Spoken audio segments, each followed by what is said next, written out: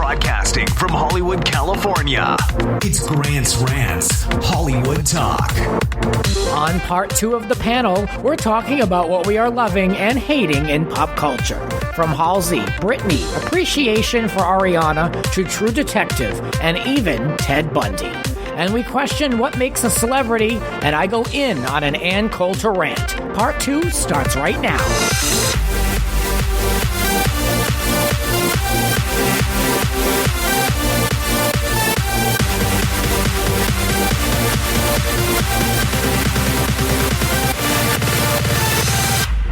And we're back on Grant's Rants Love It, Hate It panel with Eddie, Armin, and Jen. And we're here to talk about what we are loving and hating in pop culture, starting with a recent pop culture moment. I'll go last. I'll set it up, and then I'll go last on these, and I'll go to my left. Go ahead, Jen. All right, so I'm loving that Halsey called out G-Eazy on SNL. Do you guys know about this? I only saw clips, actually.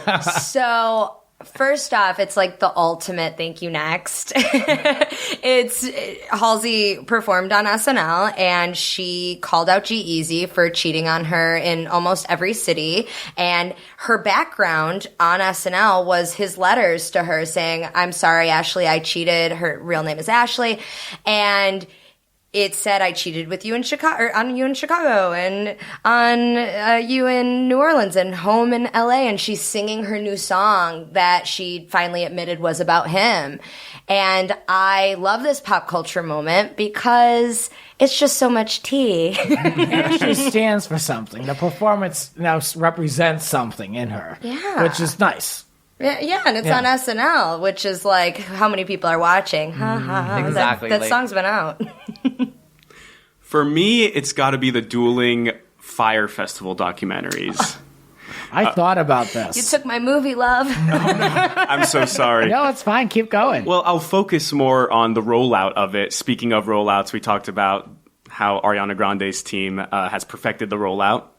Hulu did something brilliant.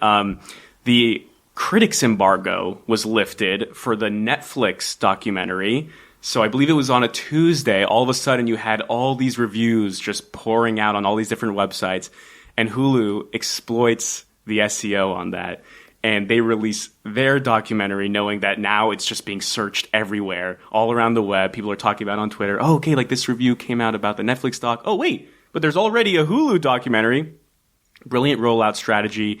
All the memes that have come out of the dueling Fire Festival. Rent is due. Rent is due. Better get your Evie on. Poor Andy, but I think he's embraced it. I've seen him do a couple interviews since then, and he wants to utilize his newfound fame for good. He's doing some charitable thing. Who's this? Andy is you watched the documentary? Yeah, I did. So Andy's the one that had to get water for them? Yes. I'm fully prepared. Yeah. Yes. He's a true friend. He is a true friend.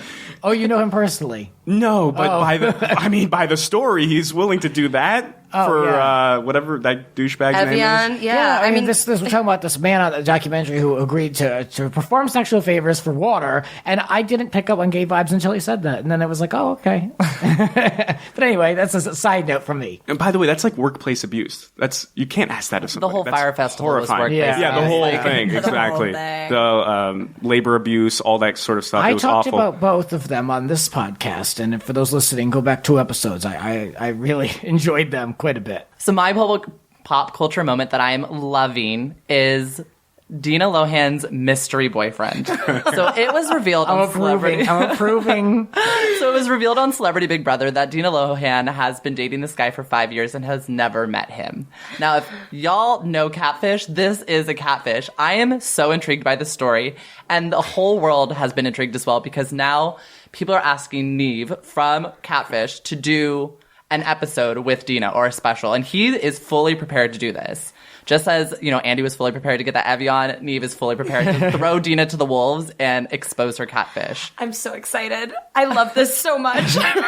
What are the odds this is not a catfish? Zero. It's 100% a catfish. For those wanting us to fill in the blanks, Dina has been talking to my idol, Dina, and I've said this forever, talking to a man out of San Francisco who lives with his mother for 5 years, yet they've never FaceTimed. FaceTimed and they've only talked on the phone. And she insists that he's real.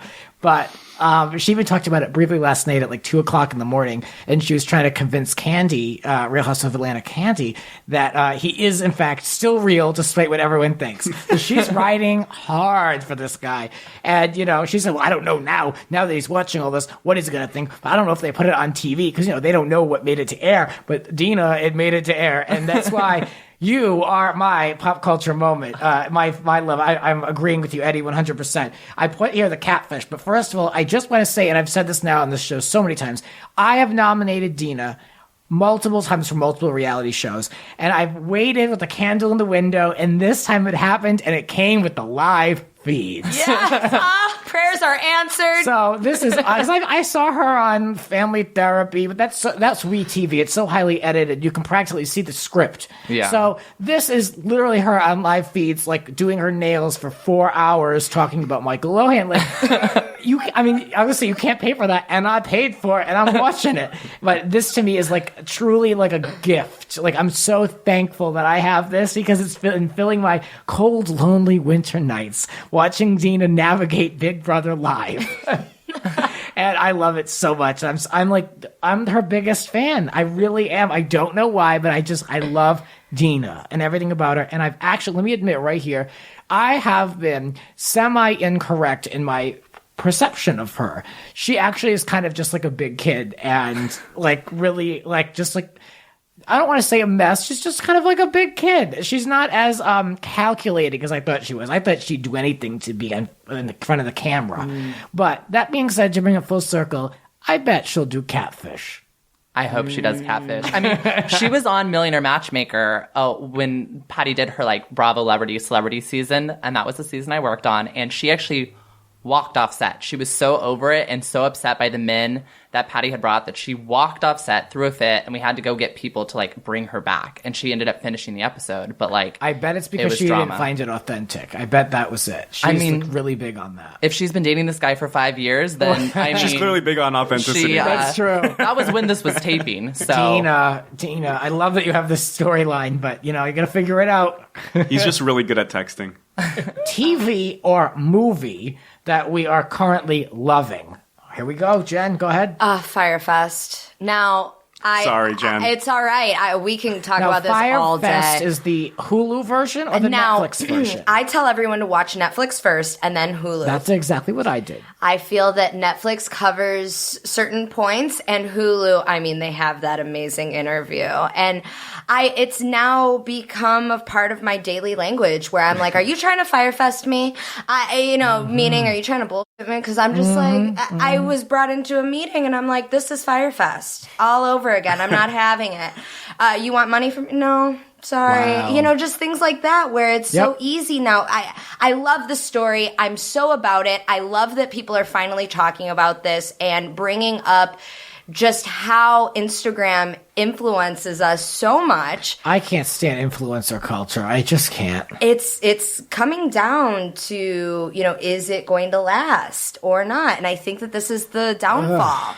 I'm excited because I hate Instagram and I hate all of this stuff and I wish it would shift. But you have so many followers that you do so well on social media. I do because I know how to do it, but I'm not about it. I don't like it. It doesn't mean that I ever wanted it, and I would delete it right now if I could.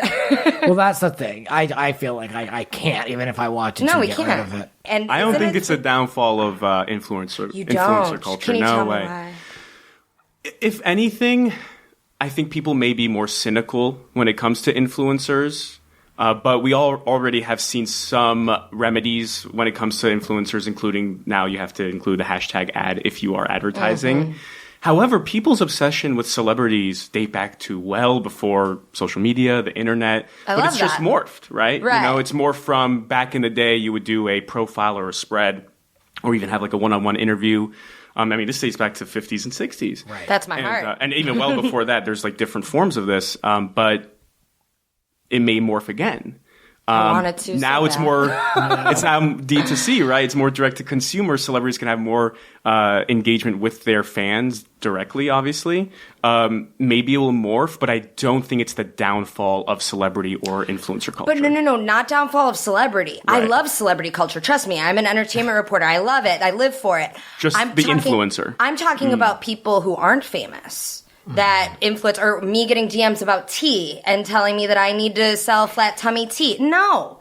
How do you define fame, though? Because it used to be very simple to define a famous person, right? Yeah. In the 90s and 80s, it was typically, your mainstream TV actors and obviously your movie A-listers. But now a YouTuber is famous. Right, they have right. they either have a large following or even a dedicated niche following. There's been a democratization of fame, I'd say. Well, even the famous people, really quick, the famous people aren't doing well on Instagram, but the not so famous people are doing really well. So That's what I'm saying. What's fame? Well, What is fame? The famous people are doing well if they have a team, a social team behind them. And that's the only way they're able to kind of compete like that on the social landscape, which is now very, very important. And if I can promote, again, I've already talked about this, but I wrote an article over on Medium called Reality TV, Social Media, and the Lost Art of Being Real. And that's kind of what I'm talking about here, is like you can be a celebrity by having followers or because your mom flipped a table on somebody and now you have all these doors open up to you because you're a child of an influencer and therefore so are you. Eddie, what is your take? My thing is, I think we've moved into a world where there's the opportunity to be famous for everyone, and there's different types of celebrities. So you're still going to have your A-listers, you're still going to have your TV stars, but now there's this whole new world of influencers, YouTubers, Twitter famous. I mean, you have people who have like 15 to 20,000 followers on Twitter that are famous in their bubble, in their world. So I think fame is attainable now, and I think what we're going to see with celebrities isn't this aspirational celebrity. I think celebrities moving more to inspiration, where you see these kind of big stars and big names kind of, put their name behind advocacy or a certain type of, thing that they're trying to, get to change the world. And I think that's what we're going to start seeing a lot more is because this trivial celebrity that anyone can achieve is kind of just becoming so saturated and just so filled up that it's just kind of getting boring. So we're looking for, and I think celebrities are looking for a new way in. And I think that is advocacy. And I think that's why you're seeing so many celebrities have charities, push, their mission trips or whatever that they're doing, because everyone's so focused on their selfie and their picture, and they're trying to break away from that. And I'm excited to see that new kind of celebrity. And also, this is simply a function of like technological advancement. This isn't unique to the fame industry. For example, you mentioned Medium, right? If you wanted to be a writer before, you had to go work in the mailroom at the New York Times or the LA Times or your local paper, your like super local paper, and then work your way up, and eventually you get a column. And you're really proud of having that column. And that's a big deal to have a column. Now, any one of the four of us here can go, open up a Medium account, and write a blog. And I'm not saying, by the way, it's easy to do that. I'm just saying it's very easy to do that. I was actually really surprised. So it's not easy to write a quality piece. No. I mean, also, Right, all but- you guys are listening to us on this podcast. This would have never happened 20 years ago. We would have had to be on the radio. Right. Like, we're able to do this in our own home. So you're seeing it in different industries as well. Yeah. Yeah. Interesting. Well, I want to know, Armin, what is it in TV and film that you really are ran- Ranted, rant. didn't we? Rants. Hey. I'm going with True Detective, the HBO series that's on its third season. It infamously had a very terrible second season. But as we know, the story, the characters change season to season. So this year, after a 4-year hiatus, I want to say, we have Mahershala Ali, Stephen Dorff headlining with Carmen Ejogo, all putting in brilliant performances. And it spans through 3 different timelines, one in 1980, one in 1990, and one in 2015. It does a pretty good job of weaving all 3 together. Has it been nominated for anything? No, because it hasn't concluded. Yeah. Just that'd be Season 1 was nominated. That's what I was wondering. That was actually the start of the McConaissance. That was Matthew McConaughey, Yep. The McConaissance. Woody Harrelson. Renaissance. Yes, yes. All right, Eddie, what's good in TV or film? Okay, I'm all about reality TV, so I'm going to actually steer clear of that. And I'm not a drama person like True Detective. I'm actually loving it. It came out this Friday. It's called Pen15, and it's on Hulu. And it's a scripted comedy. And it's these two girls who are the writers and creators, and they're playing 7th graders. And all the rest of the actors in the show are 7th graders. And it's them coming of age in the early 2000s. It is flippin' hilarious. I'm obsessed. It is... every episode I've watched, I've had to like pause because I'm laughing so hard I'm crying. You will see yourself if you were a middle school, junior high kid in the early 2000s, which we all were. You're gonna watch it and be like, wow, this is like everyone had the same life. Did we all grow up in the same household? So it's all kids, and then these 2 adult women who are playing kids. Yes. So it's funny Okay. because they I have love it. crushes on like the other they have crushes on boys like in the class, and it's like clearly a 12-year-old, and this woman is clearly 30 years old, and it's just so much fun. A great quick watch if you need to get just away from all the craziness and sadness that you see in the world. It's a rainy day here in LA. Turn on Pen15, which if you don't know, that was the big joke, joining the Pen15 club when you're in middle school, and then on your hand you have the word penis. Right. Right. So Yes. it's a great light show, tons of fun, highly recommend. So I keep seeing it as my pop-up and penis, and I'm like, oh, Pen15. Oh, I have to watch. So thank you for validating that. I need to Must watch. Yeah, I mean, my love in TV or film is no surprise. It's the Big Brother live feeds. I mean, I just watching them. It's just been dominating my whole night. So I'll keep it short on that one. Can you tell us how to watch this? Because I know that, it comes on CBS, but the live CBS feed... All Access. You Okay. gotta fork over some money for it, which is like CBS All Access is like barely worth it. It's kind of like an industry joke. Like you're gonna pay money to watch like NCIS. Like, you know what I mean? Like there's no real benefit. They put out like a Star Trek show once every 2 years. I'm about it. I think I'm going to do it. I mean, catch it because it's ending on the 13th. Oh. But you can go back. Okay, you can great. go back and there's a list of highlights. Like I'll tell you what to watch. I know you will. I've been watching your Insta stories about Dina, and I really need to see those. I have been hard at work till all hours of the night giving highlights on the Instagram. I have been. I love that. You need a check. I know. Please. All right. Artist or song that we're currently loving right now. Jen, go for it. I want to hear it. Okay, so we know Ariana Grande. What I love, though, is that she's been around for so long, and this is when they're giving her the opportunity to shine and be her Beyonce, like, be the best she can be, because I think that a lot of times people are held back by labels or held back by who else is being successful, and you can't be as successful as someone else with brown hair. It's like It's very true, isn't it? Oh yeah. Her and Miley Cyrus would never come out with the same stuff in the same year. That's just the way it is. So with this being Ariana's, I think, big breakout, I mean, to next level. Yes, she's been around. Yes, she had a lot of hits and done great things. But I predicted it when the Pete Davidson stuff started coming out. I'm like, oh, this is going to be a big year for her, because that's always how they set it up.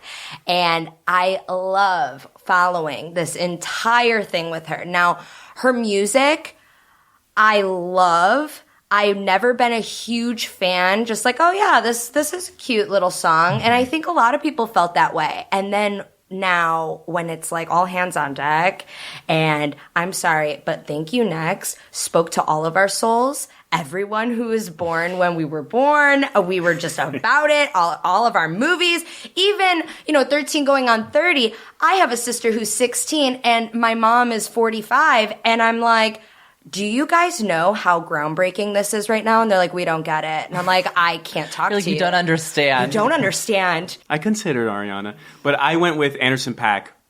His album Oxnard came out in November 2018. I absolutely loved it. I love Anderson .Paak. Dr. Dre executive produced. You have some great features, including Snoop Dogg. It's one of my favorite songs. And you can't really pigeonhole Anderson .Paak into any one category. Obviously, he would be, referred to in the hip-hop genre, but he's so unique. His sound is so unique. His voice is very unique. If you get to know Anderson .Paak and you hear him, you would instantly realize, oh, that's him. Kind of like a Kendrick Lamar, although Kendrick Lamar can distort his voice in a lot of different ways, which is impressive. But I love Anderson .Paak. Great album. It's called Oxnard. He's a local guy. That's why Oxnard, Malibu. And I've seen him live, actually, and he had Stevie Wonder come out, Busta Rhymes come out. So cool. I was like that pretty he has incredible. a regular name. We don't have to listen to someone named Lil Bunny or something. I'm like, okay. It's Bad Bunny. Well, that's Bad Bobby. Everyone's little something. That's someone else. There's Okay. multiple There's bads. multiple bads. Okay. Well, anyway, I love Anderson .Paak, and great album. Moving right well, along. Obviously, I was going to do Ariana Grande, but everyone's talking about Ariana Grande. So this is a recommendation for you, Grant. You said you Okay. like pop. Like, Yeah. I'm feeling like old school, like kind of like Britney, maybe Yeah, for Christina, like that OG pop that you're used to. And I actually have to recommend Sabrina Carpenter. She's a former Disney Channel girl, and she came out with her, I think it's like either an EP or an album. That girl, everyone is sleeping on. She has banger after banger. There's a song called Sue Me. And it's basically about like sue me for looking so good. It's a very thank you next type of okay. album, but it is high All right, quality pop. I'm curious. Yes, All must right. listen. All right, I'm curious because I am really loving Juice by Lizzo. Oh yes, That is getting quickly overplayed. I hate to say it, but I am loving it so much. And she was on Jimmy Fallon recently, and she was like a human disco ball. Like they literally like put spotlights on her, and like she filled the room with her sequin dress or whatever. It was really a neat performance, and it's definitely like a total banger for me. And I love listening to even some of her old stuff. And it's just a fun, good, like those songs you put on and you're taking a walk or you're like at the mall and you just kind of feel good. Like it's one of those feel good songs. I want it. I got it. Like some rings, yes. But I'm really into this Lizzo. So that's my love. So check that out. You're listening to Grant's Rants. Subscribe and spread the word. There are a lot more rants to come. Listen anytime on all major podcasting platforms. And now, back to the show. So it's time to take a turn and go into, more importantly, what we are hating. Hating this, I'm not kidding. This can't be just slightly I mean, what are you hating right now? No, I'm just kidding. Hating in pop culture, a pop culture moment. Jen, what are you hating? Hate in pop culture is that everyone's still on Pete Davidson when he's not that interesting, and the whole him and Kate Beckinsale thing to me, I don't care. No, me neither. And that to me is a stunt. Like, are we gonna follow him and everyone he sleeps with? Like, I don't care. Yeah, you slept no. with Ari and that's it. Like, we don't care. That's it. Thank you. Next. Thank you. Next. Done. This may be controversial, but I'm going to say the fetishization of Ted Bundy and serial killers in general. I'm not saying he's not attractive or he wasn't gregarious. Sure. He murdered people. But if you actually follow Ted Bundy, the serial killer, I don't know. he's one of the most prolific serial killers in Is he American like an history. OJ Midwest. status? No, worse. OJ. Oh, okay. OJ, we don't know if OJ did it. I'm doing air quotes. I'm joking. Yeah. If he did it, no, I'm joking. No, he Okay, so murdered Ted dozens Bundy. of women. So why is Ted Bundy on people's minds now? A documentary series came out on Netflix, a 4-part documentary series called like A Conversation with Ted Bundy. Okay. And Zac Efron is playing him in a film that's coming up. So people are obsessed with him, talking about how it's impossible someone so intelligent, so attractive, and so gregarious could be a serial killer. But even the John Wayne Gacy's of the world, who wasn't attractive, right? And he was this like creepy clown makeup wearing guy in his neighborhood. But all his neighbors attested to the fact that, oh, this guy, he was a great community leader and everyone looked up to him, and he was just a big part of the community, respected member of the community, and gregarious as well.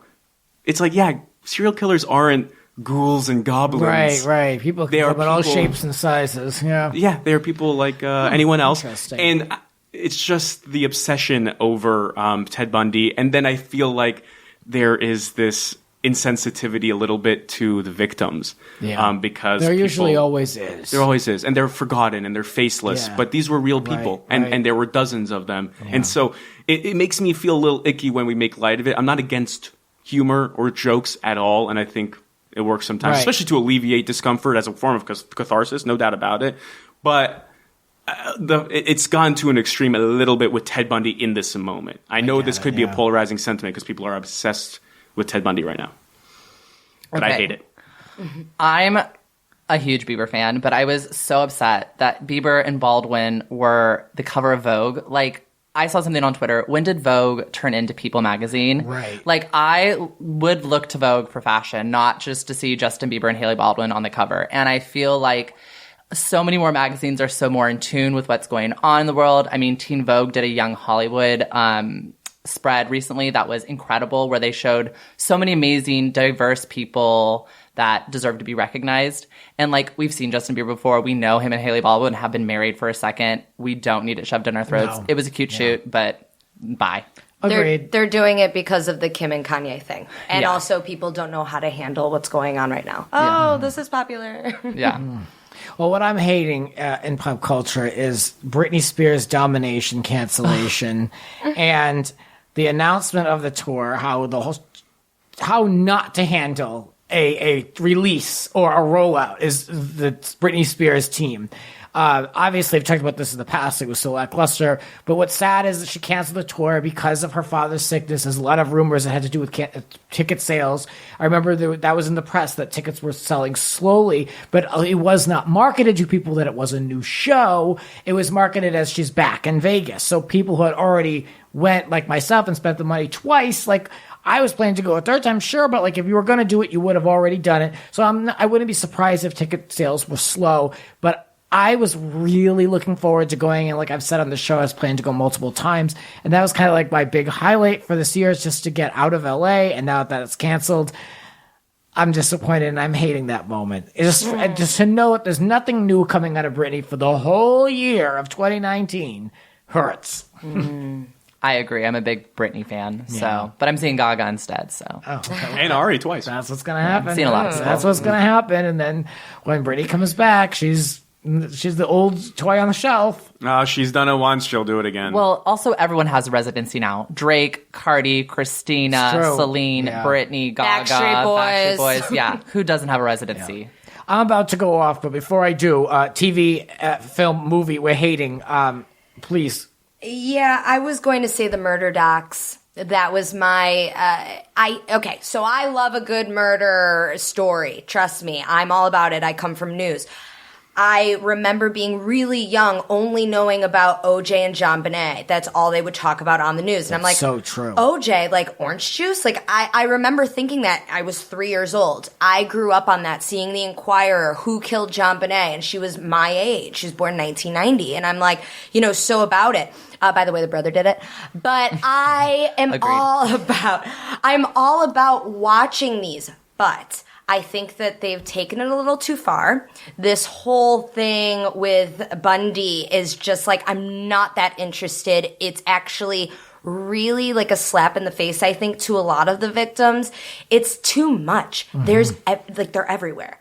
And it's like, you've seen those memes on Instagram where it's like, oh, I'm a white woman and I hear a new thing comes out, a new documentary. And it's like, well, why is it even generalized like that? And why is it even glamorized like that? It's really sad to me. And true crime is huge right now. Yeah, it's a full network dedicated to it. Top podcasts. Yeah. But to do so many documentaries and go really deep where it's almost glamorizing some of it, it's a little disturbing. Agreed. That's the people Hollywood like idolize talk of it all. Bundy. Oh, That's how the could he be so intelligent? And that's the Hollywood talk of it all, though. Exploit it and kill it and just overexpose it until people have had enough and move on to the next thing. Very true. It's exhausting. For me, it's got to be Bohemian Rhapsody.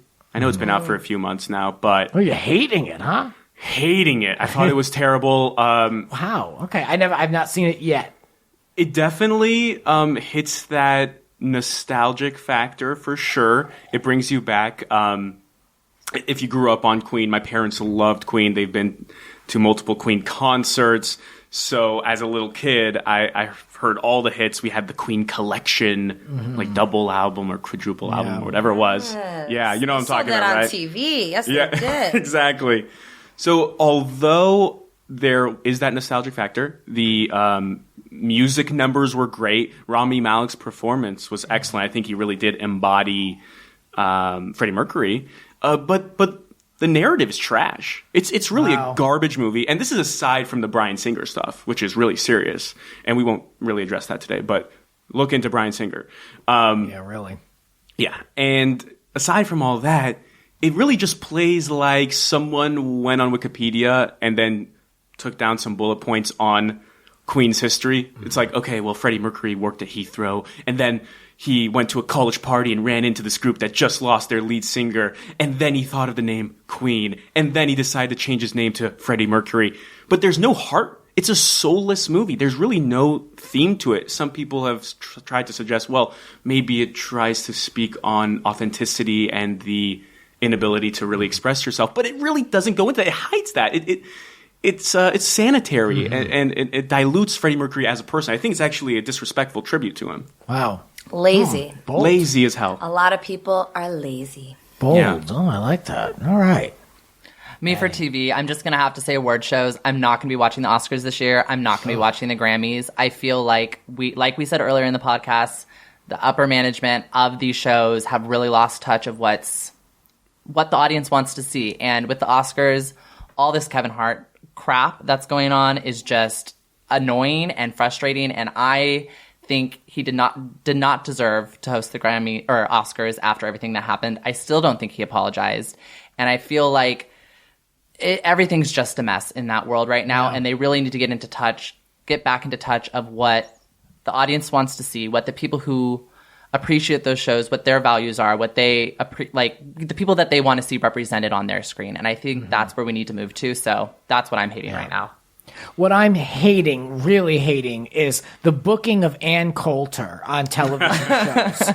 And I mean this seriously. So I went to a taping of Real Time with Bill Maher, the episode after she aired. So I refused. I wouldn't even watch a clip, even if it didn't have her in it from that episode, because I didn't want to give them the numbers. I so do not support the booking of this woman. To me, I believe she's like a homegrown terrorist. I don't enjoy her at all. Can that be a hashtag, homegrown terrorist? I love it. I'm sorry. So, yeah, I mean, Please don't hashtag that. I think that could draw some bad Oh my attention. gosh, I didn't even think of that. Yes. I was just thinking strictly Ann Coulter. But go ahead. So on her Twitter, this woman, she has 2.3 million followers. Some are the likes of, and this audience will appreciate this, Kathy Lee Gifford, Joan Collins, Deandra Simmons, Danielle Staub, and Kelly Dodd, and last but not least, Aubrey O'Day. I mean, why are they following her? Like, that's an embarrassment. But not only that, I want to give a dishonorable mention on this list to Good Morning Britain, Yahoo News, Vice News, Bill Maher, and of course Hannity, for all giving her a platform within the last month to stir up what she's done politically. And I think she's a horrible person, and these shows should not give her a platform to do it.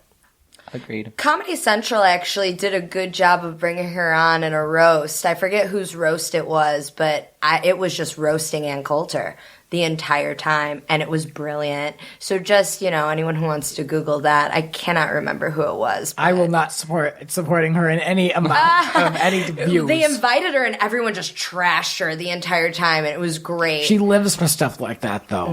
That's the thing. She's like a roach. Exactly. She lives for it. So the thing is, you got to cut her off.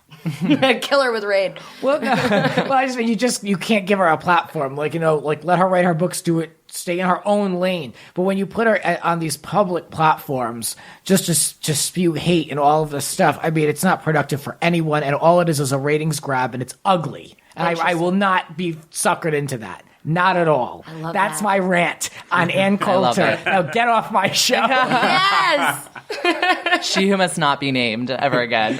All right, it's down to our last category, an artist or song that we are hating in pop culture. I hate everything. What am I not hating? You know what? I'm a fan of Ariana for so many reasons, because there's a lot that I'm not a fan of right now. And I'm not a fan of the way that music is going. I actually did an interview with someone, and I signed an NDA, so I can't talk much. But what I can say is that the evil of the industry is definitely shining through, and we're going to see a lot this year that is disturbing on who makes it forward and who doesn't. And it's sad. And it's just, I look at so much, and it makes me sad, because I think talent should reign over all. But of course, that's a perfect world. And I think that the Grammys and the radio and everything right now, which should be amazing and was amazing once upon a time, it's going to really show the lack of heart in what's going on right now. For me, this is easy. It has to be Chris Brown. Oh, yeah. Yeah. Ooh, why? I want to know. Well, he was arrested on rape allegations in Paris. Yeah. I think like 2 weeks ago. And a few days later, he decides it's perfect time to sell This Bitch Lion t-shirts. That's also dubbed the Paris edition. Classy. Yeah, Very great guy. classy. Well, he's known for his class. Yeah. Oh, of course, of course. Yeah. 4 or 5 days after that, Shame on the team who let him do that, too. I'm sure that the team shares his values. Was it through Black Pyramid? I'm not Clothing exactly line? sure. Okay, that's his clothing line, so he does everything. But, Oh, he does it all? Yeah. Pretty gross. And then a few days after that, he releases a music video where he trashes the victim and the allegations. And he's like, well, I was here in Paris to do a music video, and I'm going to do what I got to do. So that was like his teaser trailer. And if you're familiar with Chris Brown's past, then you wouldn't give this guy any credibility when defending himself. Now, is there an off chance that this isn't true? You know, by law, he is innocent until proven guilty. But for me, in terms of the court of public opinion, which doesn't matter, he'll be fine. His safety or his freedom is fine. But in the court of public opinion, this guy has zero credibility to me because dating back to 2009, you have obviously the assault on Rihanna. But if you go back 2011, an assault, 2013, like multiple assaults in 1 year. He got kicked out of a rehab center for inappropriately touching a woman. 2014, 2015, every single year. He attacked Frank Ocean. Right. Frank Ocean and utilized homophobic slurs against him.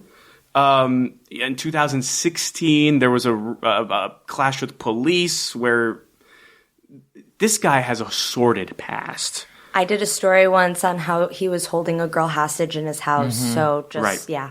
Is this the case where he actually got sued for potentially gang raping this woman? Not particularly. This was another time. This was another. Well, yeah. He got away with this time. It's absurd. I mean, this guy's rap sheet. I it's understand like 10, hating 20 on that. things. Yeah. So, it not only is another instance in which Chris Brown has been accused of something awful, but the way he has handled it, it's like he's victimizing the victim again, and I hate all of that. It's disgusting. Disgusting, yeah. Ugh. All right. What are you hating? That was dark. I apologize. Yeah. But I mean, it's being tolerated, and I think it's good to talk about. Yeah. Agreed. I am hating that I love the new Bad Barbie song. If you know anything about Bad Barbie, she was that Cash Me Outside, How About Dat girl from Dr. Phil. God. A total mess of a person. Just scum of a child. Who, 2 years ago on this show, I loved her, I think. Really? So. Oh my gosh. Well, I think she thinks she's a lot bigger than she is. And I mean, as much as I don't like the persona of Bad Barbie and like the way she presents herself and the way she fights with people in the industry who have been long established, I do love her new song with Kodak Black. It's like I heard it and I was like, oh, I kind of like this song, and I saved it, and then I was like, oh, it's Bad Barbie. Whatever. Like I can get over my own presidential girl. There's an example of an influencer. Just saying. I guess I love influencer culture. I'm that bitch. Call me basic. That's what I'm saying. I'm like, oh, but I will listen. Yeah. I'm going to listen now. Well, to bring it home, the artist or song that I'm hating, I don't even know if it's this extreme, but the featuring of Nicki Minaj and Pitbull on every other song is really getting old, and I'm wondering when it's going to stop. Because it's now 2019, and I feel like every other song you're going to hear from one of them. And I know it's lucrative for them, but it's tiring for me, and I'm tired of hearing them. I really am. There's that little mix song that Nicki Minaj is all over. And I actually didn't mind the song until she came on, and I think I tweeted or commented as a troll, and was just like, another song ruined by Nicki Minaj. And I'm so tired of it. Do you have to do everything? You know, both have been featured in Britney songs. You know, both have been featured in everyone's albums. I'm so done and so tired. And I'm not saying it's hate, but it's exhaustion. And please hang it up. Back in the day, do you remember Nicki was on every feature before she even had an album out? It was like, who is this girl and why? And I think they're just doing it as a backup plan and just setting her up and just being like... They tried to do that too with BB Rexa, and it really didn't work for her to translate that into her own thing. She's just kind of the feature queen, which is unfortunate because I actually like her. Did you actually hear about her meltdown at the pre-Grammy brunch where she was singing her song and no one was singing along, so she was like, I worked too damn hard to be up on this stage and have none of you sing along. If you know the song, sing. Like, I'm over it. She's like, my mom's in the audience. I'm sorry, I'll cool it down. but like she went off because everyone's saying for Dua Lipa, everyone's saying for Chloe and Halle, everyone's saying for all these people, and everyone's like, okay, BB Rexa. She's like, this song was at the top of the charts for weeks, and you guys don't know the words? Wow. Is there footage of this somewhere? I haven't seen footage. I just have heard the reports all over the news. I'm looking for videos immediately. I actually love that. So that brings a full circle with our love it, hate it Valentine's Day panel. I should have said that at the top. This is to honor the useless holiday that is Valentine's Day. And here we are talking all about it. Thank you guys for all of your thoughts, opinions, and love and hate here on the Rants. Thank you. All right, real quick, where can we find you guys and keep up with what's going on?